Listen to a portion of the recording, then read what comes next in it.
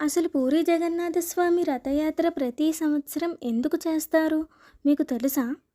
Last వీడియోలో ఇంద్రధన్యుడు గుడిలో విగ్రహాలను ప్రతిష్ఠించాడు అని చెప్పాను కదా. అతని భక్తిని మెచ్చి జగన్నాథ స్వామి దర్శనమిచ్చి నీకు ఏం వరం కావాలో కోరుకో నేను తీరుస్తాను అని అన్నాడు. అప్పుడు ఇంద్రధన్యుడు, స్వామి నాకొక కోరిక ఉంది, అది నెరవేర్చండి. నాకు పిల్లలు పుట్టకుండా నా వంశాన్ని ఆపేయండి. ఎందుకంటే భవిష్యత్తులో ఈ ఆలయం నాది అని, నీకు గాని నీ భక్తులకు గాని మధ్యలో ఎవ్వరూ రాకూడదు అని కోరుకుంటాడు. ఆ రాజు భార్య అయిన గుండీచ అక్కడే ఉండి ఇది అంతా వింటుంది. ఆమె చాలా బాధపడుతుంది.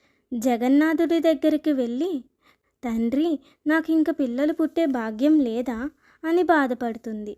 అప్పుడు జగన్నాథుడు వచ్చి, అమ్మా నేను మరియు నా అన్న బలరామ, నా చెల్లి సుభద్ర నీకు పిల్లలుగా ఉండి ప్రతి సంవత్సరం నీ దగ్గరికి వచ్చి ఉంటాము. మేము అందరము నీ పిల్లలుగా భావిస్తాము అని వరం ఇస్తాడు. అందుకే ప్రతి సంవత్సరం జగన్నాథుడు ఆలయం నుంచి హుండీచ ఆలయానికి వెళ్తాడు.